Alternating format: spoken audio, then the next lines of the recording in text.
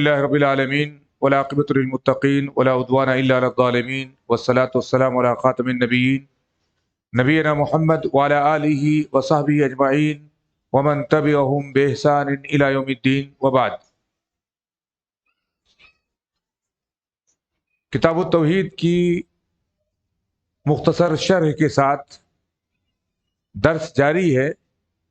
تمہید اور ایک مقدمے کے بعد جس میں یہ بتلایا گیا تھا کہ توحید تمام عبادات کی بنیاد ہے۔ عبادت یعنی توحید۔ توحید اگر نہیں ہے عبادت کے اندر، یعنی ایک اللہ کی خالص عبادت نہیں ہے، تو وہ عبادت کالعدم ہے، اس کو مانا نہیں جائے گا، اللہ کے ہاں قابل قبول نہیں ہے۔ اگر کوئی آدمی نمازیں پڑھتا ہے، روزے رکھتا ہے، حج کرتا ہے، زکوٰۃ دیتا ہے، لیکن یہی عبادات یا ان میں سے کچھ عبادت وہ غیر اللہ کے لیے بھی کرتا ہے، تو وہ گویا نماز نہیں پڑھ رہا ہے، روزے نہیں رکھ رہا ہے، حج نہیں کر رہا ہے، زکوٰۃ نہیں دے رہا ہے، کیونکہ یہی کام غیر اللہ کے لیے بھی کیا کرتا ہے، وہ مشروع قرار دے رکھا ہے۔ اسی طریقے سے ہم نے یہ جانا تھا اس درس کے اندر کہ اگر کوئی آدمی اللہ رب العزت سے استعانت کر رہا ہے، مدد طلب کر رہا ہے، حاجت روائی کر رہا ہے، مشکل کشائی کر رہا ہے، اپنی مصیبت میں اللہ کو پکار رہا ہے اور اسی کو سمجھ رہا ہے کہ یہ ہمیں نجات دے سکتا ہے تکلیف سے، پریشانی سے، مشکلات سے، اور اس کے ساتھ ساتھ دوسرے کو بھی کبھی کبھی پکار لیتا ہے، تو ایسا آدمی حقیقت میں اللہ کی خالص عبادت نہیں کر رہا ہے، اس کی عبادت توحید پر مبنی نہیں ہے۔ ایسی صورت میں اس کی یہ عبادت قابل قبول نہیں ہوگی۔ ہم نے جو ہے اس باب کے اندر خلاصہ یہی جانا تھا کہ توحید تمام عبادات کی بنیاد ہے۔ تمام عبادتیں اسی صورت میں قبول ہوتی ہیں جب خالص اللہ کے لیے کی جائے۔ اگر ان کا کچھ بھی حصہ رب کائنات کے علاوہ کسی اور کے لیے پھیر دیا جائے گا تو ہم توحید کی ڈگر سے ہٹ جائیں گے اور ہمارا وہ عمل قابل قبول نہیں ہوگا۔ اس تمہید کے بعد شیخ الاسلام اور محمد بن عبد الوہاب رحمہ اللہ کی کتاب میں اس تمہید کے بعد آج ہمارے یہاں چیپٹر نمبر 1 باب نمبر 1 جو ہے شروع ہو رہا ہے، جس میں توحید کی فضیلت اور اس سے گناہوں کے مٹنے کا بیان ہے۔ توحید کی فضیلت کیا ہے یہ انشاءاللہ اس درس میں جانیں گے، اور دوسری یہ کہ اگر ہمارے پاس دولت توحید موجود ہے، اللہ نے توحید کی نعمت سے ہم کو نوازا ہے، ہمارے ایمان، ہمارے عقائد، ہمارے اعمال شرکیہ نہیں ہوتے ہیں، جو کچھ ہم کرتے ہیں خالص اپنے رب کی رضا کے لیے کرتے ہیں، تو اس سے ہمارے گناہ بھی مٹتے ہیں، اس سے ہمارے گناہ بھی مٹتے ہیں۔ یہاں پر ہم دیکھیں گے سب سے پہلی دلیل دی ہے، ارشاد ربانی ہے، اعوذ باللہ السمیع العلیم من الشیطان الرجیم، الذین آمنوا ولم يلبسوا ایمانهم بظلم اولئک لهم الامن وهم مہتدون۔ ترجمہ ہے، آیت ہے سورہ نام، آیت نمبر 82، 82 نمبر کی آیت ہے۔ ترجمہ دیکھیں گے، بہت سادہ سا ترجمہ ہے۔ الذین آمنوا، جو لوگ ایمان لائے، ولم یلبسوا ایمانہم بظلم، اور جنہوں نے اپنے ایمان میں ظلم کو شامل نہیں کیا، اپنے ایمان میں ظلم کو شامل نہیں کیا، اولئک لہم الامن، انہی کے لیے امن ہے، امن، سکون، چین انہی کو ملے گا، وہم مہتدون، اور یہی جنت کا راستہ پانے والے۔ اب آپ دیکھیں، ہے آیت کریمہ مختصر سی، فضیلت کس کی ہے؟ خالص ایمان کی، جس ایمان میں ظلم شامل نہ ہو۔ ظلم ہے کیا؟ ہمارے یہاں درس میں وہ چیز موجود نہیں ہے، لیکن ایک حدیث کی روشنی میں بات کو واضح کر دینا چاہتا ہوں۔ جب یہ آیت کریمہ نازل ہوئی، الذین آمنوا ولم یلبسوا ایمانہم بظلم، جو صحابہ، جو لوگ ایمان لائے ہیں جنہوں نے اپنے ایمان کے ساتھ ظلم کو شامل نہیں کیا ہے، اپنے ایمان میں ظلم نہیں ملایا ہے، اولئک لہم الامن، انہی کو امن ملے گا، دنیا میں بھی اور کہاں؟ آخرت میں بھی، وہم محتدون، وہی ہدایت یافتہ ہوں گے دنیا میں بھی اور آخرت میں جنت کا راستہ پانے والے ہوں گے۔ جب یہ آیت کریمہ نازل ہوئی تو صحابہ کرام رضوان اللہ تعالی علیہم اجمعین نے اللہ کے نبی سے سوال کر لیا کہ اللہ کے نبی صلی اللہ علیہ وسلم، ہم تو آپ پر ایمان لائے، رب پر ایمان لائے، ایمان کے جو تقاضے تھے ان کو پورا کر رہے تھے، لیکن یہ آیت کریمہ جب سے نازل ہوئی ہے ہم پر بڑی بھاری لگ رہی ہے۔ بھاری کیوں؟ کیونکہ ہمیں کا کون ایسا آدمی ہے جو اپنے اوپر ظلم نہیں کرتا ہے؟ کون ایسا آدمی ہے جو اپنے اوپر ظلم نہیں کرتا ہے؟ اللہ کے نبی صلی اللہ علیہ وسلم نے ارشاد فرمایا، اس ظلم سے مراد وہ ظلم نہیں ہے جو تم سمجھ رہے ہو کہ آدمی جو ہے دنیا کے کاموں میں لگا ہوا ہے، دین کے کاموں میں لگا ہوا ہے، اپنا کھانا بھول گیا، اپنے آرام بھول گیا، بال بچوں کے حقوق سے تھوڑا کوتاہی کر دی ہے نا، دوسرے کے حقوق میں تھوڑا سا لاپرواہی ہو گئی ہے نا، مریض کی عادت نہیں کر سکا، دیگر معاملات، تو اس سے مراد وہ ظلم نہیں ہے۔ اللہ کے رسول صلی اللہ علیہ وسلم نے قرآن کی آیت ہی سے مثال دی۔ کیا تم نے لقمان علیہ الصلوۃ والسلام کا قول نہیں سنا ہے؟ یا بنی لا تشرک باللہ ان الشرک لظلم عظیم، اے بیٹے اللہ کے ساتھ شرک نہیں کرنا، شرک ظلم عظیم ہے۔ اللہ نے شرک کو کیا کہا؟ ظلم عظیم کہا اس آیت کریمہ میں۔ اللہ کے رسول نے کہا یہاں پر بھی ایمان کے ساتھ جب ظلم کا لفظ استعمال کیا جائے گا تو اس سے مراد شرک ہوگا۔ گویا آیت کریمہ کس پر دلالت کر رہی ہے؟ ایمان خالص ہونا چاہیے۔ ایمان میں اگر شرک کی آمیزش ہوئی، شرک کی ملاوٹ ہوئی، شرک کے آنے سے ایمان خراب ہوا تو نہ دنیا میں امن ملے گا اور نہ آخرت میں امن ملے گا۔ نہ دنیا میں آدمی ہدایت یافتہ کہلائے گا، نہ آخرت میں جنت کا راستہ پانے والا ہوگا۔ کیوں؟ ہم نے شروع میں ذکر کیا تھا پہلے درس میں کہ جنت میں داخل ہونے کے لیے شرک سے پاک ہونا ضروری ہے۔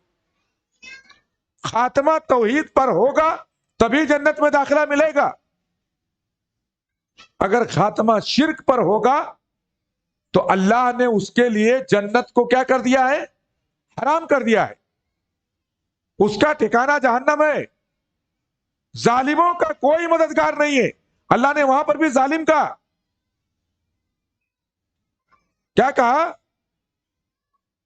کہ جو شخص انہ من یشرک باللہ فقد حرم اللہ علیہ الجنہ، جس نے اللہ کے ساتھ شرک کیا، شرک پر گیا، یہاں سے خاتمہ اس کا شرک پر ہوا، اللہ نے جنت کو اس کے اوپر حرام کر دیا۔ وماواہ النار، اس کا ٹھکانہ کیا ہوگا؟ جہنم ہوگا۔ اللہ نے مشرکوں کو کیا کہا؟ ظالمین کہا۔ ظالم کسے کہتے ہیں؟ کسی بھی چیز کو اس کی جگہ کے علاوہ رکھ دینا۔ یہ موبائل ہے، آدمی اس کو جیب میں رکھتا ہے، اس کے اسٹینڈ پر رکھتا ہے، چارجر پہ کہیں طاق پر رکھتا ہے، اونچی جگہ پہ رکھتا ہے۔ جب آپ کو ضرورت ہو تو اس کو اٹھا کے بالٹی کے پانی میں ڈال دیں۔ نہیں ابھی کام نہیں، رات میں سونا ہے، اس کو پانی میں ڈال دیتے ہیں، تھوڑا ٹھنڈا ہو جائے گا۔ آپ اس کے ساتھ ظلم کریں گے۔ آپ کی اطاعت کا زیادہ محتاج آپ کے والدین ہیں۔ آپ صرف دوستوں کے ساتھ دوستاری نبھاتے رہیں، والدین کے ساتھ جو ہے نافرمانیاں کرتے رہیں، بچوں کے حقوق مارتے رہیں، بیوی پر زیادتی کرتے رہیں، یہ ظلم کہلائے گا۔ سب سے بڑا ظلم یہ ہے کہ جس نے ہم کو پیدا کیا ہے، جس کا ہم کھا رہے ہیں، جس کا پی رہے ہیں، جس کی نعمتوں میں پل رہے ہیں، جس کی زمین میں چل رہے ہیں، جس کے قدم قدم پر، سانس سانس پر جس کے محتاج ہیں، اگر اس کی عنایتیں نہ ہو ہم سانس نہ لے پائیں اور عبادت کرنی ہو تو دوسرے کی کریں۔ ظلم عظیم، ان الشرک لظلم عظیم، شرک ظلم عظیم ہے۔ یہاں پر آیت کریمہ میں اللہ نے کیا کہا؟ جو ایمان لائے، اپنے ایمان کے ساتھ انہوں نے ظلم کو، شرک کو نہیں ملایا، انہی کو امن ملے گا۔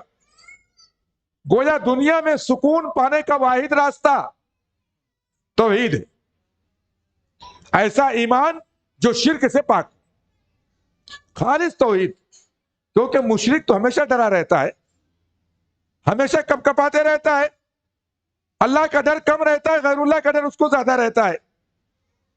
فلاں بابا ناراض ہو گئے، فلاں مزار والے ناراض ہو گئے، فلاں ناراض ہو گئے، فلاں نے بد دعا کر دی ہوگی، اس کی نظر لگ گئی ہوگی، اس کا ٹونا لگ گیا ہوگا، یہی سب چلتا رہتا ہے اور اسی میں پوری زندگی جینا رہتی ہے. کیوں؟ کیونکہ ایمان خالص نہیں ہے. ایمان کے ساتھ ظلم ملا ہوا، شرک ملا ہوا ہے. ان کو دنیا میں بھی امن نہیں ہے، آخرت میں بھی امن نہیں ہوگا. کیونکہ آخرت میں امن صرف ایک جگہ ملے گا، جنت میں. اور اللہ نے جنت کو کیا کر دیا ہے؟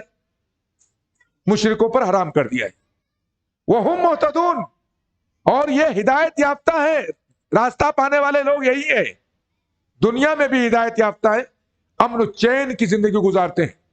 ان کو معلوم ہے کہ میرا ایمان خالص ہے، میرا ایمان اس میں ملاوٹ نہیں ہے، پیور مال ہے میرے پاس، آمیزش نہیں ہے شرک کی، کفر کی. اور جنت میں وہ محتدون اے محتدون الی الجنہ، اللہ تعالیٰ انہیں جنت تک پہنچائے گا. کیونکہ توحید کی برکت ہے یہ کہ آدمی دنیا میں بھی ہدایت یافتہ رہے گا، آخرت میں بھی اس کو جنت کا راستہ اس کو دکھایا جائے گا. آیت کریمہ میں دونوں باتیں میرے بھائی، توحید خالص امن کی گارنٹی دیتی ہے، دارین میں، دنیا میں بھی آخرت میں بھی. توحید خالص اس بات کی ضمانت لیتی ہے کہ ہم ہدایت پر ہیں، اور اس بات کی گارنٹی لیتی ہے کہ انشاءاللہ ہم کہاں جائیں گے؟ جنت میں جائیں گے. یہ ہے توحید کی فضیلت آیت کریمہ سے جو سورہ انعام کی آپ کے سامنے گزری ہے. اور بعد میں سامت رضی اللہ تعالیٰ عنہ سے روایت ہے کہ رسول اللہ صلی اللہ علیہ وسلم نے ارشاد فرمایا، من شہد اللہ الہ الا اللہ وحدہ لا شریک لہ، جس نے لا الہ الا اللہ وحدہ لا شریک لہ کی گواہی دی، وَأَنَّ مُحَمَّدًا عَبْدُهُ وَرَسُولُهُ، اور اس کی گواہی دی کہ محمد صلی اللہ علیہ وسلم کیا ہے؟ اللہ کے بندے ہیں اور اس کے رسول ہیں. کلمے پر ذرا غور کیجئے گا، 5 باتیں اس حدیث میں آ رہی ہیں. من شہد اللہ الہ الا اللہ وحدہ لا شریک لہ، جبکہ لا الہ الا اللہ میں بات شامل ہے سب. جس نے گواہی دی کہ اللہ کے علاوہ کوئی معبود برحق نہیں ہے، پھر بھی تاکید آئی وحدہ لا شریک لہ، وہی تنہا معبود برحق ہے، اس کا کوئی شریک و ساجی نہیں. کیوں؟ کیونکہ اکثر لوگ اللہ کی عبادت کرتے ہیں لیکن شرک ٹھونک دیتے ہیں عبادت میں. خالص ایمان نہیں رہتا ہے، آمیزش کس کی رہتی ہے؟ ظلم کی. اسی لیے اس حدیث میں اللہ کے رسول نے مزید وضاحت کی، من شہد اللہ الہ الا اللہ وحدہ لا شریک لہ وان محمدا عبدہ ورسولہ. اور یہ کہ محمد صلی اللہ علیہ وسلم کیا ہے؟ اللہ کے بندے ہیں، اس کے غلام ہیں اور اس کے رسول بھی. ساری مخلوق اللہ کی غلام ہے، اللہ کے رسول صلی اللہ علیہ وسلم بھی اللہ کی مخلوق ہے.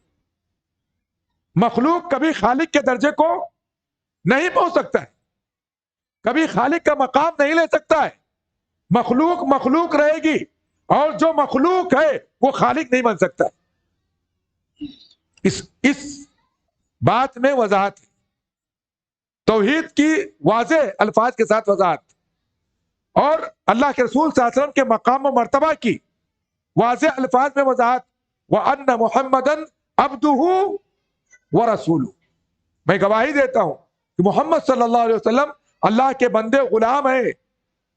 جب بندے ہیں تو وہ بھی اللہ کی بندگی کے پابند ہیں، اللہ کی عبادت کے مکلف ہیں.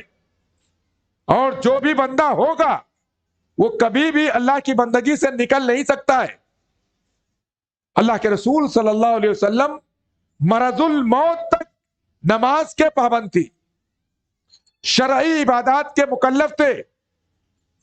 آپ کو 2 لوگ کندھے سے ٹکا کر کے مسجد کے اندر لے کر کے آ رہے ہیں، قدم مبارک ہل نہیں رہا ہے، چل نہیں پا رہے ہیں آپ، گھسیٹ کر کے لکیر بن جا رہی زمین کے اندر، لیکن نماز پڑھنے کے لیے آپ آ رہے ہیں. آپ نے لوگوں کی امامت کرائی. اور ہمارے یہاں تو ایک سے ایک باتیں نکالی جاتی میرے بھائیوں، کہ آدمی مجذوب ہو گیا، پہنچیلا ہو گیا تو عبادت ساقط ہو گئی. نبی سے تو نہیں ساقط ہوئی، تو نبی کی امتیوں سے کیسے ساقط ہو جائے گی؟ یہ صرف فریب ہے، مکر ہے میرے بھائیو، ہوشیار رہنے کی ضرورت ہے۔ وَأَنَّ مُحَمَّدًا عَبْدُهُ وَرَسُولُهُ، میں گواہی دیتا ہوں کہ محمد صلی اللہ علیہ وسلم اللہ کے بندے ہیں اور اس کے رسول ہیں۔ گواہی کس کی؟ لا الہ الا اللہ وحدہ لا شریک لہ وَأَنَّ مُحَمَّدًا عَبْدُهُ وَرَسُولُهُ وَأَنَّ عِيسَىٰ عَبْدُ اللَّهِ وَرَسُولُهُ وَكَلِمَتُهُ أَلْقَاهَا إِلَىٰ مَرْيَمَ وَرُوحٌ مِّنْهُ۔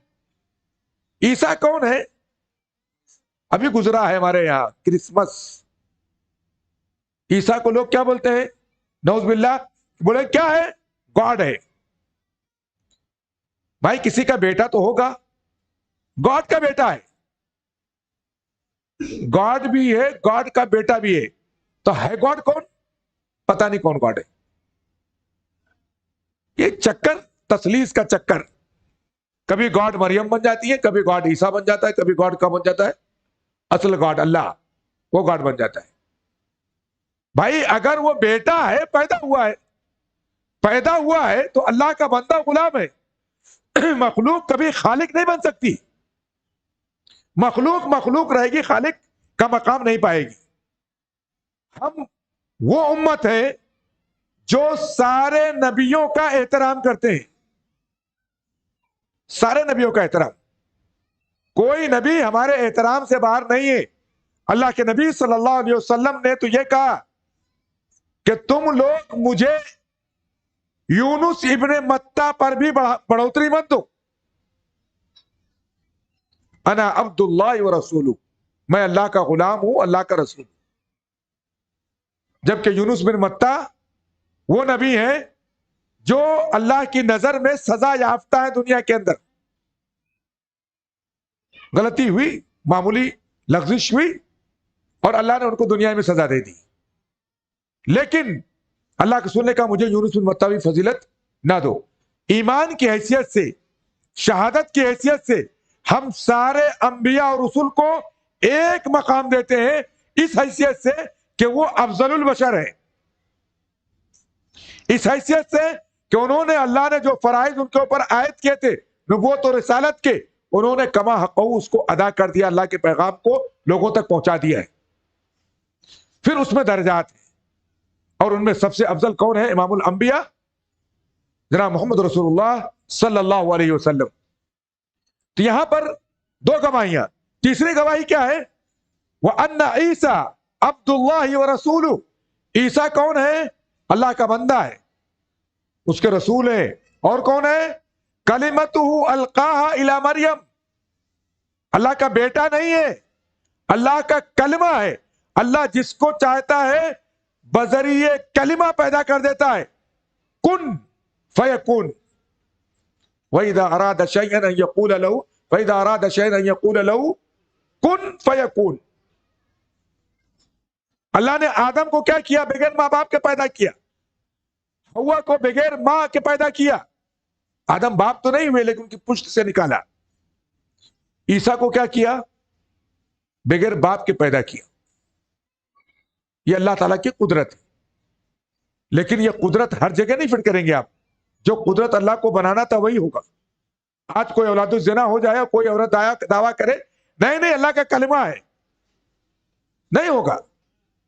اللہ کا کلمہ تھا، کتنا پاکیزہ شخص، اللہ نے کتنا پاکیزہ، کتنا محبوب بندہ اللہ نے بنایا تھا، ایک ایسی ذات سے جو عذرا تھی، بتول تھی، جن کو کسی مرد نے کبھی چھوا نہیں تھا،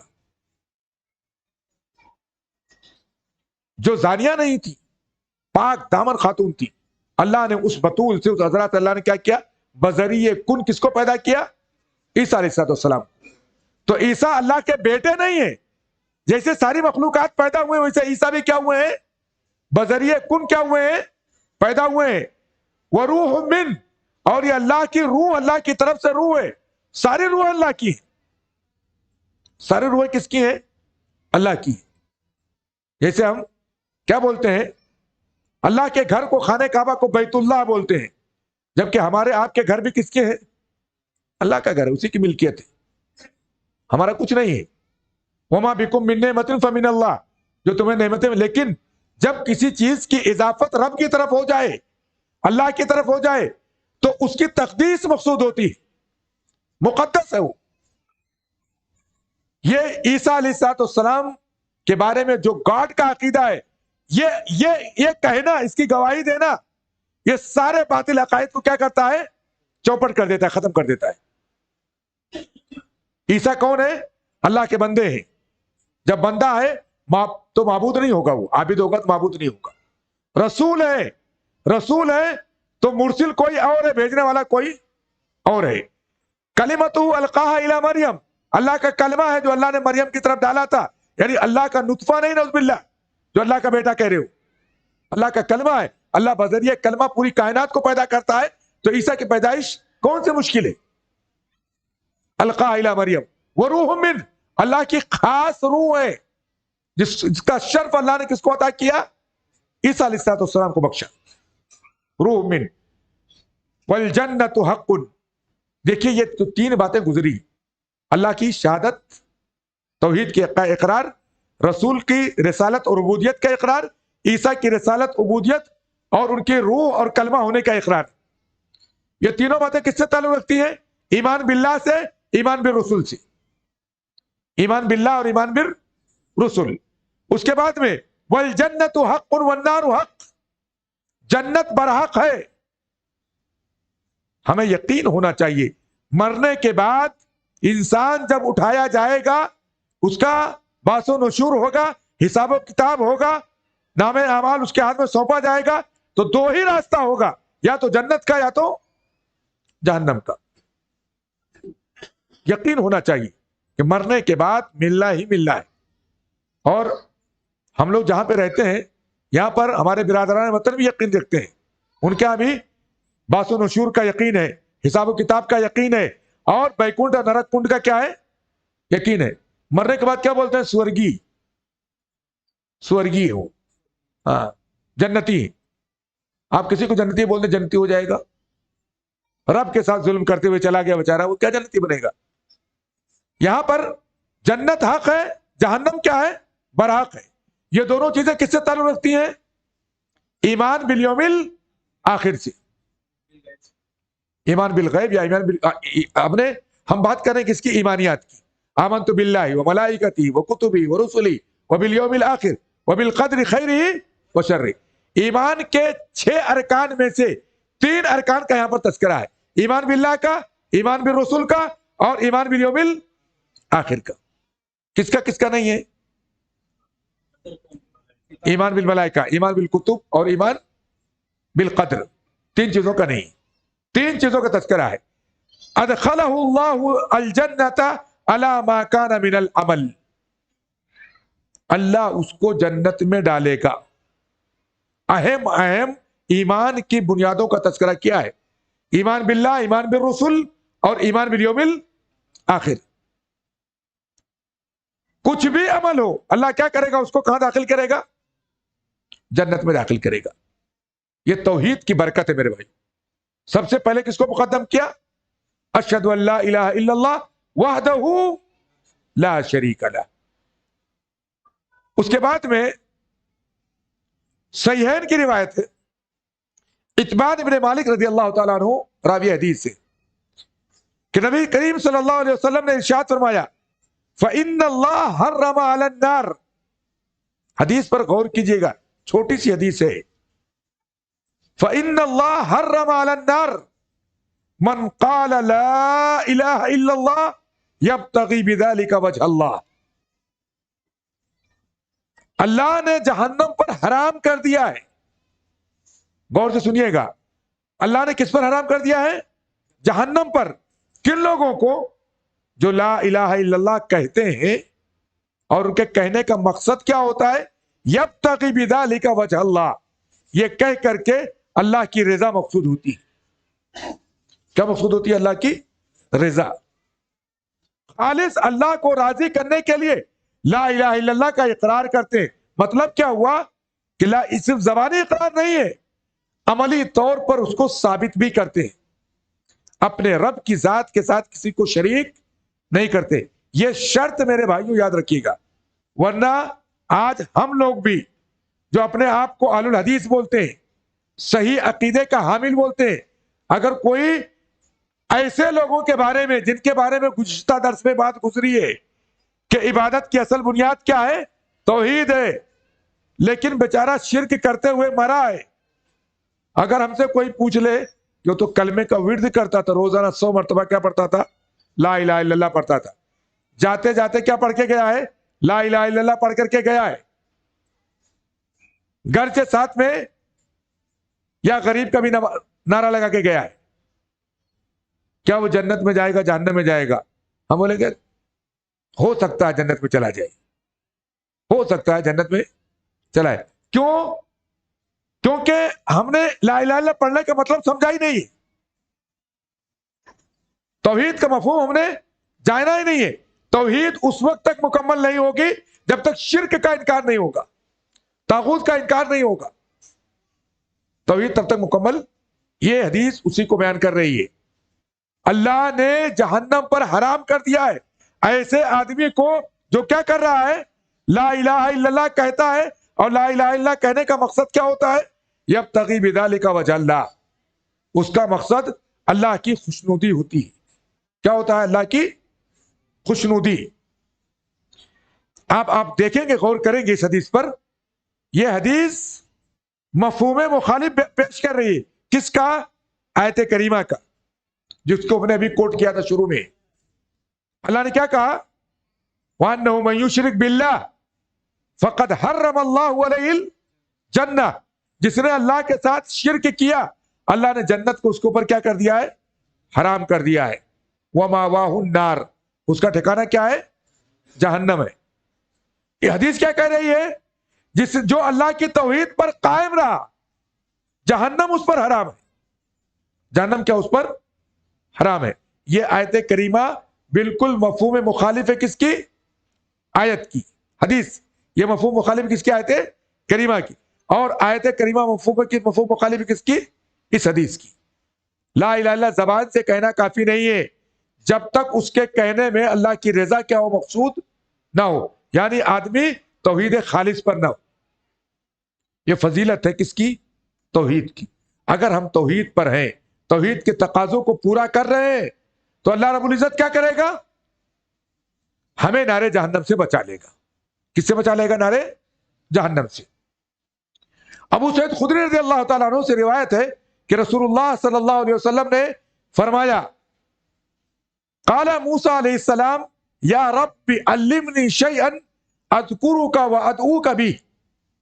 موسیٰ علیہ السلام نے کہا، اے میرے رب مجھے ایسی کوئی چیز سکھا دے جس کے ذریعے میں تیرا ذکر کروں، تجھے یاد کروں، تجھے پکار سکوں. قال قل یا موسیٰ لا الہ الا اللہ. اللہ نے کیا کہا؟ موسیٰ کیا کہا کرو؟ میری یاد آیا کرے، مجھے پکارنا رہے، کیا کہا کرو؟ لا الہ الا اللہ. قال کل عبادک یقولون ھذا. حضرت موسیٰ علیہ السلام نے کہا کہ اے میرے رب، تیرے ہر بندے تو لا الہ الا اللہ پڑھتے ہیں، تو تیرے خالص مومن بندے ہیں، کیا پڑھتے ہیں وہ؟ لا الہ الا اللہ پڑھتے ہیں. قال یا موسیٰ، اللہ نے کیا کہا؟ اے موسیٰ، لو ان السماوات السبع وآمرهن غیری والارضین السبع فی کفۃ. واو جو لکھا ہوا ہے آپ کے یہاں، واو بیچ میں، سبع کے بعد واو لکھا ہوا، واو حدیث میں نہیں ہے. فی کفۃ، اگر ساتوں آسمان اور ان کی آبادی، ساتوں آسمانوں میں جو بھی مخلوقات آباد ہے، اللہ کہتا مجھے چھوڑ کر کے، غیری مجھے چھوڑ کر کے. کیوں؟ کیونکہ اللہ اکبر ہے، اللہ سب سے بڑا ہے، اس کی ذات اکیلے سب پر حاوی ہو جائے گی. اللہ کہتا مجھے نکال دو، مجھے چھوڑ دو. ساتوں آسمان اور ان کی آبادی مجھے چھوڑ کر کے، والارضین السبع، اور ساتوں زمینیں اور ان کی آبادی، فی کفۃ، کس میں رکھ دیا جائے؟ ترازو دیکھیں آپ، ترازو نیچرل ترازو، آج والا نہیں. آج والا ترازو کیا ہوتا ہے؟ ایک ہی پلڑا رہتا ہے، اس کا لاد دو وزن بتا دیتا ہے. جو ترازو ہوتا تھا ڈنڈے میں 2 پلڑے لگتے تھے، 3 رسیاں لگتی تھی ساتھ میں. آدمی اس کو اٹھاتا تھا، ادھر بانٹ رکھتا تھا، ادھر سامان رکھتا تھا، اٹھا کے برابر ہے، ہاں تو برابر ہے. ابھی بھی وہ ترازو چلتا ہے، چھوٹی دکانوں پر آپ دیکھیں گے ایک طرف بانٹ رکھتے ہیں، کانٹا کیا بیچ میں آتا ہے تو برابر وزن، جھک گیا تو زیادہ وزن، کم وزن. گویا اللہ جن سے اعمال وزن کرے گا قیامت کے دن، وہ باقاعدہ وہی ترازو ہوگی جو ہم دیکھتے ہیں ڈبل پڑنے والی. اللہ کہتا ہے اگر ساتوں آسمان ان کی آبادی مجھے نکال کر کے، ساتوں زمینیں ان کی آبادی ایک پڑے میں ڈال دی جائیں، ولا الہ الا اللہ فی کفۃ، اور اکیلا یہ کلمہ توحید ایک پڑے میں ڈال دیا جائے، مالت بہن لا الہ الا اللہ. موسیٰ سمجھ کیا رہے ہو؟ یہ لا الہ الا اللہ یہ ساتوں زمینوں پر، ساتوں آسمانوں پر، ان کے اللہ کے سوا آبادیوں پر کیا ہو جائے گا؟ بھاری پڑ جائے گا. یہ لا الہ الا اللہ کی اہمیت ہے. لیکن شرط کیا ہے؟ حدیث میں گزر چکی ہے، مستیقنا بہا یبتغی بہا وجہ اللہ. اس کے ذریعے کیا کر رہا ہو؟ اللہ کی خوشنودی چاہ رہا ہو. بعض روایتوں میں صراحت ہے مستیقنا بہا قلب، اس کا دل اس پر یقین رکھتا ہو کہ لا الہ الا اللہ کا مطلب جو ہوتا ہے اس کے تقاضوں کو پورا کرتا ہو. یہ حدیث بھی ہمارے سامنے موسیٰ علیہ السلام کے واقعے کی گزری. اور سنن ترمذی میں حسن سند کے ساتھ انس بن مالک سے مروی، کس سے مروی ہے؟ انس بن مالک سے، کہ میں نے رسول اللہ صلی اللہ علیہ وسلم کو یہ فرماتے ہوئے سنا کہ اللہ تعالیٰ نے ارشاد فرمایا، یبن آدم، اے انسان، اے بنو آدم، لو اتیتنی بقراب الارض خطایا، اگر تو روز قیامت میدان محشر میں میرے پاس زمین بھر غلطیاں لے کر کے آئے، گناہ لے کر کے آئے، چھوٹا موٹا گناہ نہیں، زمین بھر گناہ لے کر کے آئے. زمین چھوٹی موٹی ہے کیا؟ اللہ کی زمین کروڑوں میل پر پھیلی ہوئی ہے، ہم اور آپ اس کا اندازہ نہیں کر سکتے.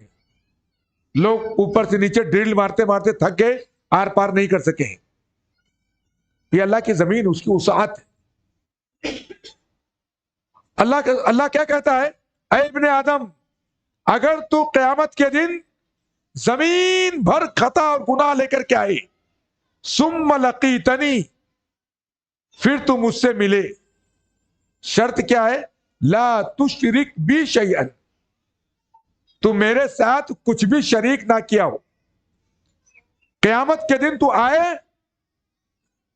زمین بھر گناہ تیرے پاس ہوں، لیکن ایک شرط ہو تیرے ساتھ. کیا شرط ہو؟ کہ میرے ساتھ کسی کو شریک نہیں کیا ہے. لَأَتَيْتُكَ بِقُرَابِهَا مَغْفِرَةً، اللہ کہتا ہے میں تیرے سامنے کیسے ملوں گا؟ زمین بھر کی مغفرت کے ساتھ. تیرے گناہوں کو کس سے بدل دوں گا؟ مغفرت سے بدل دوں گا. کس کے لیے ہے یہ بشارت؟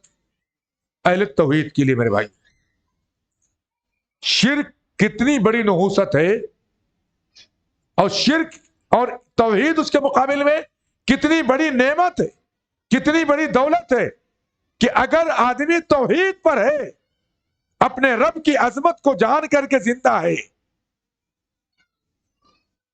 زمین بھر گناہ لے کر کے آئے، پروردگار اس کو مغفرت کے ساتھ کیا کرے گا؟ اس سے ملاقات کرے گا، اس کے گناہوں کو بخش دے گا. یہ چند آیات تھی، ایک آیت تھی، چند حدیثیں تھی جو بتا رہی ہیں. باب ہمارے ہاں یہ پہلا باب ہے، ہمارے جو کتاب شروع ہوئی آج پہلا باب ہے، توحید کی فضیلت کتنی ہے. اور یہ معلوم ہوا کہ توحید کی برکت سے رب کائنات کیا کرے گا؟ زمین بھر گناہ ہم لے کر کے جائیں گے، رب کائنات ہم کو توحید کی برکت سے کیا کرے گا؟ ہمارے گناہوں کو بخش دے گا. اور جب گناہ بخش جائیں گے تو ٹھکانہ کیا ہوگا؟ وَهُمْ مُهْتَدُونَ، کیا ہوں گے؟ وہ جنت کا راستہ دکھا دیے جائیں گے، اللہ جنت میں ڈال دے گا. مسائل دیکھیں گے، اور درس جو ہے کیا بولتے ہیں ٹائم پر ختم ہو، یہ کوشش کی جا رہی ہے. مسائل ان احادیث سے معلوم ہوا کہ اللہ کا فضل بہت وسیع ہے. اللہ رحیم ہے، اللہ کریم ہے، اللہ ذو الفضل العظیم ہے، بڑے فضل والا ہے، واسع ہے اللہ تعالیٰ. اللہ غفور ہے، اللہ رحیم ہے. اللہ اپنے بندوں پر 70 ماہوں سے زیادہ کیا ہے؟ شفیق اور مہربان ہے. شرط ایک ہے، ہم اللہ کے ہو جائیں، اس کو پہچان لیں. رب ہمارے گناہوں کو کیا کرے گا؟ معاف کر دے گا، درگزر کر دے گا. ان حدیثوں سے پتہ لگا. دوسری بات جو معلوم ہوئی، اللہ تعالیٰ کے ہاں توحید کا ثواب بہت زیادہ ہے. کتنا زیادہ ہے؟ دنیا میں اللہ امن دیتا ہے توحید کی برکت سے، ہدایت بخشتا ہے توحید کی برکت سے. آخرت میں ہم کو امن ہوگا توحید کی برکت سے، جنت کا راستہ ملے گا توحید کی برکت سے. توحید پر اگر ہم قائم ہیں تو رب کائنات کیا کرے گا؟ جنت جہنم کو ہم پر کیا کرے گا؟ حرام کر دے گا. یہی توحید کا کلمہ رب سے قربت کا بہترین ذریعہ ہے. اتنا بہترین ذریعہ ہے کہ موسیٰ علیہ السلام کو بتایا گیا کہ ساری دنیا، سارے آسمان کی آبادی اٹھا کر کے ان چیزوں کو بھی ایک پلڑے میں ڈال دیا جائے، میرا کلمہ توحید کیا ہو جائے گا؟ اس پر بھاری ہو جائے گا. اس حدیث میں ہم نے دیکھا ابھی آخری حدیث جو آئی تھی کہ آدمی سارے گناہ کر کے اگر آتا ہے لیکن توحید کے ساتھ آتا ہے تو رب کائنات اس کے گناہوں کو کس سے بدل دے گا؟ نیکیوں سے بدل دے گا. اتنی مغفرت کے ساتھ رب کریم اسے کیا کرے گا؟ ملاقات کرے گا. توحید کی برکت ہے میرے بھائیوں. آپ دیکھ رہے ہیں حدیث میں مسئلہ کیا آیا؟ توحید کا ثواب بہت بہت زیادہ ہے. توحید کا عقیدہ، تیسرا مسئلہ، توحید کا عقیدہ ثواب کے ساتھ ساتھ گناہوں کا بھی کیا ہے؟ کفارہ ہے. ثواب کے ساتھ ساتھ کس کا ہے؟ توحید کا ہم عقیدہ رکھتے ہیں، اللہ ثواب دیتا ہے، اجر دیتے رہتا ہے، لیکن اس کے ساتھ ساتھ اس کی برکت سے گناہوں کو بھی اللہ کیا کرتا ہے؟ مٹاتا ہے، اور قیامت کے دن مٹائے گا. آدمی توحید کے ساتھ آئے گا، اللہ کیا کرے گا؟ اس کے گناہوں کو درگزر کر دے گا، اور اللہ اتنی نیکیوں کے ساتھ، اتنی مغفرت کے ساتھ کیا کرے گا؟ اس سے ملاقات کرے گا. مسئلہ نمبر 4، سورہ انعام کی آیت نمبر 83 کی تفسیر بھی واضح ہوئی. میں نے آپ کے سامنے وضاحت کر دی تھی، ہے نا، کہ اس میں ظلم سے مراد کیا ہے؟ شرک ہے. ظلم سے مراد اپنے نفس میں کیا جانے والا ظلم نہیں ہے، کسی دوسرے فرد میں کیا جانے والا ظلم نہیں ہے، وہ بھی ظلم ہے، لیکن وہاں مراد کیا ہے؟ شرک ہے. آیت کریمہ کیا تھی؟ کس نے یاد کیا ہے؟ الذین آمنوا ولم یلبسوا ایمانہم بظلم اولئک لہم الامن وہم مہتدون. جو ایمان لائے، جنہوں نے اپنے ایمان کے ساتھ شرک کو شامل نہیں کیا، انہی کو امن ملے گا، اور وہی ہدایت یافتہ ہوں گے. وہی کیا ہوں گے؟ ہدایت یافتہ ہوں گے. تو وہاں پر معلوم ہوا، اور میں نے آپ کے سامنے شان نزول بھی ذکر کیا تھا اس کا، جو اس کی وضاحت کرتا ہے. اس میں واضح تھا وہاں ظلم سے مراد عام ظلم نہیں ہے، ظلم سے مراد کیا ہے؟ شرک. ایمان کیسا ہونا چاہیے؟ شرک سے پاک. ایمان کیسا ہونا چاہیے؟ شرک سے پاک ایمان ہونا چاہیے. مسئلہ نمبر 5، حضرت عبادہ کی حدیث میں 5 امور مذکور ہیں، ان پر غور کیا جائے. ان میں سر فہرست کیا ہے؟ شرک نہ کرنا. اللہ کے رسول نے کیا کہا؟ عبادہ کی روایت کیا گزری ہے؟ جس نے گواہی دی اللہ الہ الا اللہ وحدہ لا شریک لہ وان محمد عبدہ ورسولہ وان عیسی عبدہ ورسولہ وکلمۃ القاها الی مریم وروح منہ والجنۃ حق والنار حق. کیا بشارت ہے اس میں؟ ادخلہ اللہ الجنۃ علی ما کان من عمل. کوئی بھی عمل ہو، اللہ کیا کرے گا؟ اس کو جنت. پہلا عمل کیا ذکر کیا اللہ نے؟ سب سے اہم عمل توحید. من شہد اللہ الہ الا اللہ وحدہ لا شریک لہ. اس میں حدیث عبادہ اور حدیث اتبان دونوں کو جمع کر دیں تو تو ان سے لا الہ الا اللہ کا معنی مزید واضح ہو جاتا ہے۔ عبادہ کا حدیث جو 5 چیزوں کی گواہی، جنت جہنم کی، پر یقین کی گواہی، وہ اور اس کے اوپر روایت گزری تھی اتبار بن مالک کی، جس میں کیا ذکر کیا تھا کہ جس نے لا الہ الا اللہ کی گواہی دی، جہنم پر کون آدمی حرام ہے؟ جس نے لا الہ الا اللہ کی گواہی دی اللہ کی خوشنودی کے لیے، یبتغی بذالک وجہ اللہ۔ دونوں کو اگر ملائیں ہم تو کیا معلوم پڑتا ہے کہ زبانی اقرار کافی نہیں ہے۔ لا الہ الا اللہ کا اقرار کیسا ہونا چاہیے؟ اللہ کی خوشنودی اس کے مسعود ہونا چاہیے، یقین قلب کے ساتھ ہونا چاہیے، یعنی ہمارا عمل بتائے کہ ہم توحید پر ہیں، شرک سے پاک ہیں، تبھی جا کر کے لا الہ الا اللہ کا مفہوم کیا ہوگا، وہ ادا ہوگا، اور اس کے فوائد کیا ہوں گے، ہم کو حاصل ہوں گے۔ جو لوگ اس دھوکے میں مبتلا ہیں کہ محض زبان سے کلمہ توحید کا اقرار نجات کے لیے کافی ہے، یہ دھوکہ ہے۔ ان کی غلطی بھی واضح ہو جاتی ہے کہ صرف لا الہ کا زبانی اقرار کیا ہے وہ کافی نہیں ہوگا جب تک یقین قلب کے ساتھ رضاء الہی کے لیے اس کا اقرار نہیں کیا جائے گا۔ اس کے بعد مسئلہ نمبر 7 ہمارے سامنے ہے، اتبان کی حدیث میں مذکورہ شرط بھی قابل توجہ ہے۔ کیا شرط تھی اس میں؟ یبتغی بذالک وجہ اللہ، مقصد کیا ہو؟ اللہ کی خوشنودی۔ مسئلہ نمبر 8، اولیاء کرام بھی اس کلمے کی فضیلت ماننے کے محتاج تھے۔ واقعہ کس کا گزرا ہے؟ موسیٰ علیہ السلام کا۔ موسیٰ علیہ السلام کون ہے؟ رسول ہیں۔ انبیاء سے افضل کون ہے؟ رسول۔ رسولوں میں کون ہے؟ اولو العزم من الرسل۔ 5 رسولوں میں ٹاپ 5 میں ان کا نام ہے اولو العزم من الرسل۔ کون کون ہے؟ نوح بالترتیب، نوح، ابراہیم، موسیٰ، عیسیٰ اور امام الانبیاء جناب محمد رسول اللہ صلی اللہ علیہ وسلم۔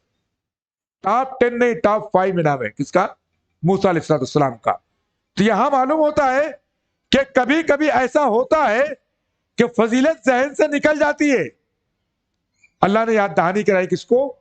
موسیٰ علیہ السلام کو، اور بتایا کہ موسیٰ اگر سارے آسمان ان کی آبادی، ساری زمینیں ان کی آبادی ایک پلڑے میں ڈال دی جائے میرے سوا، اور لا الہ الا اللہ کا کلمہ دوسرے پلڑے میں ڈال دیا جائے، تو یہ لا الہ الا اللہ کا پلڑا کیا ہو جائے گا؟ یہ وزنی ہو جائے گا۔ کتنی قیمتی بات ہے میرے بھائی، اس کی شرطیں بتائی جا رہی ہیں یہاں پر۔ کتنا قیمتی کلمہ ہے کہ موسیٰ علیہ السلام بھی جب لا علم ہوئے تو اللہ نے کیا کیا؟ ان کو یاد دلایا۔ مسئلہ نمبر 9، یہ امر بھی قابل غور ہے کہ لا الہ الا اللہ تمام آسمانوں زمینوں سے وزنی اور بھاری ہونے کے باوجود بہت سے کلمہ گو لوگوں کے ترازو ہلکے ہوں گے۔ کیوں ہلکے ہوں گے؟ کیونکہ ان کی توحید میں ملاوٹ ہوگی۔ کلمے کو شرطوں کے ساتھ نہیں بول رہے ہوں گے۔ شرط کیا ہے؟ یبتغی بذالک وجہ اللہ مستیقنا بہا قلبہ، یقین قلب کے ساتھ وہ نہیں بول رہے ہوں گے۔ بہت سے اس کلمے کے دعوے دار آئیں گے، بولیں گے اللہ میں بھی کلمہ پڑھتا تھا، میں بھی تیرے نبی کا ماننے والا تھا۔ اللہ بولے گا کلمے کا تم نے مفہوم ہی نہیں سمجھا تھا۔ کلمہ توحید آنے کے بعد آدمی شرک سے بیزار ہو جاتا ہے۔ کلمہ توحید آنے کے بعد اللہ کی معرفت اس کو حاصل ہوتی ہے، اللہ پر یقین کرنے والا ہوتا ہے، تب وہ کسی سے استغاثہ نہیں کرتا ہے، کسی کی عبادت نہیں کرتا ہے، کسی سے فریاد نہیں کرتا ہے، کسی سے حاجت روائی نہیں کرتا، مشکل کشائی نہیں کرتا ہے۔ جو مانگتا ہے کس سے مانگتا ہے؟ صرف رب کائنات سے۔ اذا استعنت فاستعن باللہ، مدد مانگنی کس سے مانگو؟ اللہ سے۔ یہاں پر یہ بات بھی ہم کو سمجھ میں آ رہی ہے کہ روز قیامت وما یؤمن اکثرهم باللہ الا وهم مشرکون، اکثر اللہ پر ایمان لانے والے لوگ شرک کا شکار ہے. ایسے لوگ جب روز قیامت آئیں گے تو ان کا لا الہ الا اللہ پڑھنا کام نہیں دے گا, کیونکہ پڑھنا نہیں ہے, صرف اس کی شرطوں کے ساتھ اس کو پڑھنا بھی ہے, اس کی شرطوں کے ساتھ اللہ کی عبادت بھی کرنی ہے. تب جا کر کے لا الہ الا اللہ کا مفہوم کیا ہوگا, ادا ہوگا. صرف زبان سے لا الہ, زبان سے کہہ بھی دیا لا الہ تو کیا حاصل, دل و نگاہ مسلمان نہیں تو کچھ بھی نہیں. یہاں پر جو ہے مسئلہ نمبر 10 ہمارے سامنے, اس میں یہ بھی صراحت ہے کہ آسمانوں کی طرح زمینیں بھی سات ہیں. حضرت موسیٰ کے واقعے والے حدیث میں کیا کہا, والارض السبع والارض السبع والارضین السبع, ساتوں زمینیں, آسمان بھی ساتھ ہے, زمین بھی کیا ہے, ساتھ. ایسے ہی آسمانوں اور زمینوں میں مخلوق آباد ہے. یہ مسئلہ بھی ہمارے سامنے آیا. آج ہمارے یہاں لوگ چاند پر جاتے ہیں, بولے مٹی لے کر کے آئے, پانی لے کر کے آئے, پتھر لے کر کے آئے, فوٹو کھینچ کے بھیج رہے ہیں, کوئی دکھائی نہیں پڑ رہا ہے. مریخ کا فوٹو آ رہا ہے کیمروں کے ذریعے, کوئی دکھائی نہیں پڑ رہا ہے.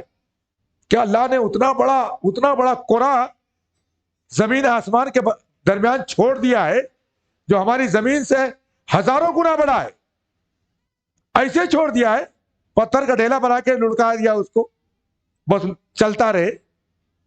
اللہ کے بندے, اللہ نے جہاں کے لیے ہم کو پیدا کیا ہے اور جن کو دکھانا چاہا ہے, ہماری آنکھیں وہی دیکھ پائیں گی. دوسرے قرآن کی مخلوقات دیکھنے کے لیے اللہ نے ہماری آنکھوں کو نہیں بنایا ہے. جب ہماری آنکھوں کو نہیں بنایا ہے تو وہ آنکھیں کیسے دیکھ پائیں گی جن آنکھوں کو ہم نے بنایا ہے. بہت سی چیزیں ہیں جو انسان دیکھ نہیں پاتا ہے, اس قرآن میں بھی نہیں دیکھ پاتا ہے. ہم لوگ اپنی آنکھوں سے کسی کا بخار نہیں دیکھ پاتے, اس کے لیے تھرمامیٹر لگاتے ہیں. کسی کا بی پی نہیں دیکھ پاتے ہیں, اس کے لیے الگ سے کیا لگاتے ہیں, بی پی آپریٹر مشین لگاتے ہیں. سمجھ رہے ہیں؟ ہوا کا دباؤ نہیں دیکھ پاتے ہیں, اس کے لیے دباؤ والی مشین لگاتے ہیں, دیکھیں کتنا ہوا کا پریشر دباؤ ہے. بارش کتنی ملی میٹر ہوئی ہے, اس کے لیے الگ سے لگانا پڑتا ہے. دودھ کتنا پاورفل ہے, کتنا کمزور ہے, اس کے لیے الیکٹرومیٹر الگ سے ڈالنا پڑتا ہے. ہم نہیں دیکھ پاتے. ساؤنڈ کو نہیں دیکھ پاتے, ہوا کو نہیں دیکھ پاتے. اللہ وہی جو دکھاتا وہی دیکھ پاتے ہیں. جن ٹہلتے ہیں, فرشتے ٹہلتے ہیں, ہم دیکھ پاتے ہیں, نہیں دیکھ پاتے.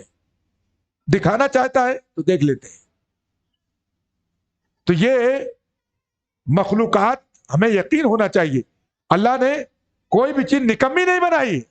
ساتوں آسمان ہے, فرشتوں کے وجود سے چرمرا رہے ہوں, اور یہ جو سیارچے ہیں جن کی تفتیش میں انسان بڑا پریشان ہے, اس پر بھی اللہ کی مخلوقات ہیں. جب سامنا پڑے گا تو پتہ لگے گا کون ہے. ہماری آنکھیں دیکھ نہیں پائیں گے, ہمارے کیمرے ان کو پکڑ نہیں پائیں گے. یہ ہم کو یقین ہونا چاہیے کہ ان پر بھی آبادیاں ہیں, ان پر بھی اللہ نے مخلوقات بسائی ہیں. اگلا مسئلہ 12 نمبر کا, اللہ تعالیٰ کے بھی اوصاف اور صفات ہے. اللہ کی بھی صفات ہے اور ان صفات پر یقین رکھنا چاہیے. اللہ کے پیارے پیارے نام ہیں, اللہ کی پیاری پیاری کیا ہیں, صفتیں ہیں. اللہ رب العزت اللہ ہے, رحمان ہے, رحیم ہے, کریم ہے, رؤوف ہے. اللہ رب العزت کی صفات ہے. ان صفت میں کیا ہونا چاہیے, یقین ہونا چاہیے. کیسی صفت ہے, کیسی صفت ہے, لیس کمثلہ شیء. اللہ نے قرآن میں کہا اللہ کے جیسے کوئی نہیں ہے. مخلوقات کوئی اللہ کے جیسے صفت نہیں رکھ سکتا ہے. وَهُوَ السَّمِيعُ الْبَصِيرُ. اللہ سمیع بھی ہے اور کیا ہے, بصیر بھی ہے. اللہ کی سماع اتنی حاوی ہے میرے بھائیوں, کوئی بھی مخلوق اس کی سماعت کے باہر نہیں, کوئی بھی مخلوق اس کی بصارت کے باہر نہیں ہے. چاہے رات ہو چاہے دن ہو, چاہے جو حالات ہو, چاہے ڈھکی ہو چاہے چھپی ہو, چاہے باہر ہو ظاہر ہو, کوئی بھی ہو. اور انسان بھی سمیع و بصیر ہے. فَجَعَلْنَاهُ سَمِيعًا بَصِيرًا. لیکن کیا انسان کا سننا رب کا سننا برابر ہے؟ پڑوس میں کون بولنا ہم کو نہیں پتا ہے. اللہ تعالیٰ کی ساری مخلوقات کیا سوچ رہی ہیں رب جانتا ہے. بولنا تو چھوڑ دیجیے, اللہ ان کو دیکھتا ہے. ہم نہیں دیکھ پاتے, دیوار کے پیچھے نہیں دیکھ پاتے, پردے کے آڑ میں نہیں دیکھ پاتے, اس آدمی کے پیچھے کون بیٹھا نہیں دیکھ پاتے. لیکن اللہ کی ذات کیا ہے؟ بصیر ہے. اللہ کی سماعت اور بصارت مخلوق کے جیسے نہیں ہے. ایمان کیا ہوگا؟ اللہ رب العزت کی صفات کو مانا جائے گا, اس کی صفات کو اس کے ساتھ خاص کیا جائے گا, اس کا انکار نہیں کیا جائے گا, اس کی کیفیت نہیں بیان کی جائے گی, اس کی تعویل نہیں کی جائے گی, اس کو معطل نہیں کیا جائے گا. یہ ہمارے یہاں ایک نام آ رہا ہے اشاعرہ, اشری کی جمع اشاعرہ ہے. یہ لوگ کرتے کیا ہے؟ کہتے ہیں اگر ہم کہتے ہیں اللہ تعالیٰ سنتا ہے تو ہم کیا بولیں گے؟ ہمارے جیسے ہو گیا ہو تو. ارے اللہ رب العزت کا سم مخلوقات کے جیسے نہیں ہے. اللہ نے واضح کر دیا, اللہ رب العزت سنتا ہے, کبھی کوئی چیز اس کی سماعت میں آڑے نہیں آتی ہے. اللہ رب العزت کیسے سنتا ہے؟ کما یلیق بجلالہ وعظمتہ. جب ہم اللہ کی ذات کو نہیں دیکھے ہیں تو اس کی صفات کو کیسے جانیں گے؟ جب اللہ کی ذات کو ہم نہیں جانتے, اس کی صفات کو ہم کیوں کر جانیں گے؟ اسی لیے اس کی صفات کو ماننا ہے, کسی سے تشبیہ نہیں دینا ہے, معطل بھی نہیں کرنا ہے, کیفیت نہیں بیان کرنا ہے. کیسے اللہ کی صفات ہے؟ جیسے اللہ کی ذات ہے, جیسے اللہ کی, یہ مختصر میں نے آپ کے سامنے بیان کیا ہے. اللہ کی صفات کیسے ہے؟ جیسے اللہ کی ذات ہے. اللہ کی ذات اکبر ہے تو اس کی صفات بھی کیا ہے؟ اکبر. یہ آسان سا اصول ہے نا. تو یہاں پر ہمیں معلوم کیا ہوا کہ اللہ تعالیٰ کی صفات ہے, جبکہ اشاعرہ کا عقیدہ ہے اس کے برعکس ہے, اس کے الٹا ہے. کیا کہتے ہیں کہ وہ اللہ تعالیٰ کی بعض صفات کا کیا کرتے ہیں؟ انکار کرتے ہیں. ہم نے قوالی سنی, کبھی کبھی سماعت میں آ جاتی ہے. کیا ہے کہ تو ایسا دیکھتا ہے جیسے دیکھا ہی نہیں, تو ایسا سن رہا ہے جیسے سنتا ہی نہیں. یہ کیا ہے؟ یہ اشعری لوگ ہیں. اور یہی معاملہ صوفیوں کے اندر قدیم ہندو مذہب میں آیا. وید میں کیا آتا ہے اللہ کی صفت؟ چل بن پگ گیت, سنے بن کانا, کر بن کرم, لکھے بن نانا. کہ وہ ذات کیسی ہے؟ بغیر پاؤں کی چلتی ہے نا, بغیر کان کے سنتی ہے نا, کر بن کرم, لکھے بن نانا, بغیر ہاتھ کے کرتی ہے اور بغیر پاؤں کے, کیا بولتے ہیں, بغیر ہاتھ کے, کیا بولتے, کر بن کرم, لکھے بن نانا, ہے نا, بغیر پاؤں کے چلتی ہے اور بغیر ہاتھ کے لکھتی. مطلب اگر ہم ہاتھ پاؤں بول دیں گے تو کیا ہو جائے گا؟ وہ انسان سمجھ میں آئے گا کہ تشبیہ ہو جائے گی. ارے اللہ کے بندو, جیسے اللہ کی ذات ویسے اس کی صفات. جب اللہ کے جیسے کوئی ہے ہی نہیں تو ہم کیوں کر بولیں گے کہ اللہ کی صفات بندوں کی جیسے ہیں؟ اللہ نے قرآن کریم میں اپنے لیے ید کی صفت ذکر کی ہے, وجہ کی صفت ذکر کی ہے, قدم کی صفت ذکر کی, ساق کی. حدیث میں آتا اللہ ہنستا ہے, ذائق فرماتا ہے. یہ ساری صفات مانیں گے نہیں مانیں گے؟ سم اور بصر کی صفت ہے, وہ سمیع البصیر. کیسے ہے؟ کیا ہمارے یہ چھوٹے چھوٹے کان ہیں؟ کما یلیق بجلالہ وعظمتہ لیس کمثلہ شیء. انکار کرنے سے بات نہیں بنے گی, اور تعویل کرنے سے بات نہیں بنے گی, اور اس کی مثال دینے سے بات نہیں بنے گی. اسی لیے اس کو یاد رکھیے گا. صفات کا باب آگے آئے گا, پھر مزید باتیں انشاءاللہ ہوں گی. مسئلہ نمبر ہمارے سامنے 13 نمبر ہے. جب آپ انس رضی اللہ تعالیٰ عنہ سے مروی حدیث کو اچھی طرح سمجھ لیں گے تو آپ کو معلوم ہوگا کہ اتبان سے مروی حدیث کے ان الفاظ ان اللہ فإن اللہ حرم علی النار من قال لا الہ الا اللہ یبتغی بذلک وجہ اللہ, ہے نا, سے مراد کیا ہے؟ شرک کو چھوڑ دینا ہے. حضرت انس کی حدیث کیا تھی کہ اے ابن آدم, اگر تو میرے پاس زمین بھر گناہ لے کر کے آئے پھر تو مجھ سے ملے, میرے ساتھ کسی کو شریک نہ کیا ہو. کیا مطلب؟ لا الہ الا اللہ کا حق ادا کیا ہو. کس کا حق ادا کیا ہو؟ لا الہ الا اللہ کا. اللہ کیا کہتا ہے؟ لَأَتَيْتُكَ بِقُرَابِهَا مَغْفِرَةً, زمین بھر مغفرت لے کر کے تیرے سامنے میں آؤں گا. تو اس سے میری ملاقات کیسی ہوگی؟ تو گناہ لے کر کے آیا ہے لیکن توحید کے ساتھ آیا ہے، میں تیرے لیے توحید کی برکت سے کیا کروں گا؟ زمین بھر مغفرت لے کر کے آؤں گا۔ سمجھ میں آیا کہ لا الہ الا اللہ کا زبانی کہہ دینا کافی نہیں ہے، حدیثیں ایک دوسرے کے مطابق۔ اتبان کی روایت کس کی روایت سے مل رہی ہے؟ انس کی روایت سے۔ انس کی روایت کس سے مل رہی ہے؟ کیا بولتے ہیں بیچ والی روایت موسیٰ کا واقعہ ذکر کر رہی ہے، اس روایت سے۔ ایک روایتیں دوسرے کی کیا کر رہی ہیں؟ تائید کر رہی ہیں۔ اس کے بعد کہتے ہیں اس سے مراد کیا ہوگا؟ شرک چھوڑ دینا۔ یہاں پر لقیتنی لا تشرک بی شیئا اور کلمہ لا الہ الا اللہ کی فضیلت، تو لا الہ الا اللہ سے مراد کیا ہوگا اتوان کی روایت میں؟ من قال لا الہ الا اللہ یبتغی بذلک وجہ اللہ، مراد کیا ہوگا؟ شرک کا چھوڑ دینا۔ کیا مراد ہوگا؟ شرک کا چھوڑ دینا۔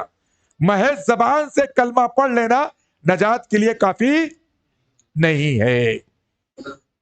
اگلا مسئلہ ہے، یہ بات بھی قابل غور ہے کہ اس حدیث میں محمد اور عیسیٰ دونوں کو اللہ کے بندے اور رسول کہا گیا ہے۔ اللہ کے بندے ہیں اور رسول ہیں، دونوں کو کہا گیا ہے۔ ان محمد عبدہ ورسول وان عیسیٰ عبدہ ورسول، اور انہی دونوں کی ذات میں ان کے ماننے والوں نے کیا کیا ہے؟ غلو کیا، اور دونوں کو کیا کیا؟ الہ کے درجے تک پہنچا دیا۔ وقالت النصارى المسیح ابن اللہ، اور ہمارے لوگ کیا کہتے ہیں؟ وہی جو مستوی عرش تھا خدا ہو کر اتر پڑا ہے مدینے میں مصطفیٰ ہو کر۔ انہوں نے تو اللہ کا بیٹا کہا، انہوں نے کیا کہا؟ وہ ڈائریکٹ آ گیا ہے، نعوذ باللہ۔ ہمارا شرک عیسائیوں کے شرک سے 4 قدم آگے ہے کہ نہیں؟ اور اللہ کی ذات کو اتنا چھوٹا کر دیا کہ اللہ کے بندے کو جو حیثیت دینی چاہیے تھی وہ نہ دیتے ہوئے اللہ کو جو حیثیت دینی چاہیے وہ اٹھا کے دے دیا۔ اللہ کے پڑھنے میں وحدت کے سوا کیا ہے؟ لینا ہمیں جو کچھ ہے لے لیں گے، نعوذ باللہ۔ کس سے لے لیں گے؟ محمد سے صلی اللہ علیہ وسلم۔ یہ توحید کا مطلب نہ سمجھنے کا معاملہ ہے۔ اور دونوں کلمے کے ساتھ محمد کی رسالت کے اقرار کے ساتھ صلی اللہ علیہ وسلم کیا لگا؟ عبدہ و رسول۔ عیسیٰ کے ساتھ بھی کیا لگا؟ یہ ضرب ہے، کاری ضرب ہے، کس پر؟ رسالت کے بارے میں جو شکوک و شبہات پیدا کیے جاتے ہیں ان پر۔ اس کے بعد میں یہ بات بھی قابل بیان ہے کہ ہر چیز اللہ کے حکم سے پیدا ہونے کی وجہ سے اس کا کلمہ ہے، اس کا کلمہ ہے۔ تاہم یہاں خصوصی طور پر عیسیٰ کو اللہ تعالیٰ کا کلمہ کہا گیا ہے، کیونکہ شرف مقصود ہے کس کا؟ عیسیٰ علیہ السلام کا، ورنہ ساری مخلوق اللہ کا کلمہ ہے۔ اگرچہ روح اللہ تعالیٰ کی مخلوق ہے، اگلا مسئلہ، اگرچہ روح کیا اللہ تعالیٰ کی مخلوق ہے، لیکن عیسیٰ کے متعلق خصوصی طور پر معلوم ہوا کہ اللہ تعالیٰ نے انہیں اللہ تعالیٰ کی روح قرار دیا گیا ہے۔ کیوں؟ خصوصی درجہ ہے عیسیٰ بن مریم کا۔ ساری روحیں اللہ کی روح ہیں، لیکن عیسیٰ بن مریم کی روح کیا ہے؟ وہ بغیر نطفے کے استقرار میں آئی ہے، بغیر نطفے کی کیا ہوئی ہے؟ وہ استقرار میں آئی ہے۔ جنت اور جہنم پر ایمان لانے کی اہمیت اور فضیلت بھی معلوم ہوئی۔ کس روایت میں جو گزری ہے حضرت موسیٰ کے واقعے والی، اس سے پہلے والی ہے نا، اس میں کیا ہے؟ والجنت حق والنار حق، ہے نا۔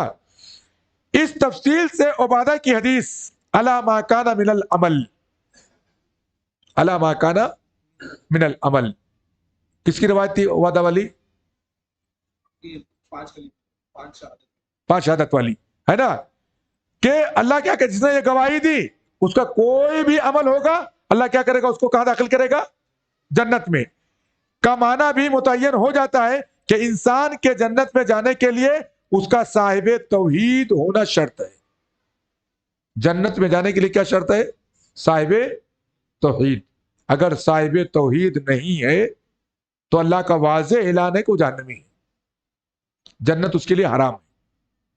جنت کا دروازہ صاحب توحید کے لیے ہی کھلے گا، مشرک کے لیے قطعاً نہیں کھلے گا، رب کا اعلان ہے۔ اور اللہ کے نبی کا کیا اعلان ہے؟ کہ موحد کو اللہ کہاں؟ جہنم میں نہیں ڈالے گا، کہاں ڈالے گا؟ جنت میں۔ قیامت کے روز اعمال تولنے کے لیے جو میزان قائم کی جائے گی، جو ترازو قائم کی جائے گی، اس کے بھی دو پلڑے ہیں. میں نے بیچ میں جو ہے ذکر کیا تھا اس کو جو ہے. آخری مسئلہ ہے، اس حدیث میں اللہ تعالیٰ کے لیے وجہ کا لفظ استعمال ہوا ہے. من قال لا الہ الا اللہ یبتغی بذالک وجہ اللہ. اللہ کے لیے اللہ کا چہرے کا لفظ استعمال ہوا ہے. قرآن میں بھی استعمال ہوا ہے. کیا استعمال ہوا ہے؟ کل من علیہا فان ویبقى وجہ ربک ذو الجلال والاکرام. وجہ کا لفظ اللہ کا استعمال ہوا ہے. چہرہ جس کا معنی کرتے ہیں، جس کا معنی چہرہ ہے، یعنی یہ ایمان لانا ضروری ہے کہ اللہ کا چہرہ ہے. ایمان لانا کیا ہے؟ ضروری. اللہ کی صفت ہے نا. البتہ لیس کمثلہ شیء، اللہ نے کیا کہا؟ اللہ کے جیسے کوئی شے نہیں ہے کہ روح سے ہم اس کی کیفیت سمجھنے سے کیا ہے؟ قاصر ہیں. میں نے آپ کے سامنے تفصیل سے بیان کیا. اللہ کی صفات کیسی؟ جیسی اللہ کی ذات ہے. جیسی اللہ کی ذات ویسی اللہ کی صفات. لیس کمثلہ شیء وهو السمیع البصیر. اسی پر ہم اکتفا کریں گے. اللہ تعالیٰ سے دعا کریں گے پروردگار جو باتیں آج کہی گئی ہیں انہیں سمجھنے کی اور جو ہے انہیں اپنے عملی زندگی میں برتنے کی توفیق عطا فرمائے. اللہ تعالیٰ ہم سب کو توحید پر گامزن رکھے اور اللہ تعالیٰ اہل توحید کا جو حق ہوتا ہے ہمیں دنیا اور آخرت دونوں میں عطا فرما دے. وصلی اللہ علیہ نبینا محمد وعلی آلہ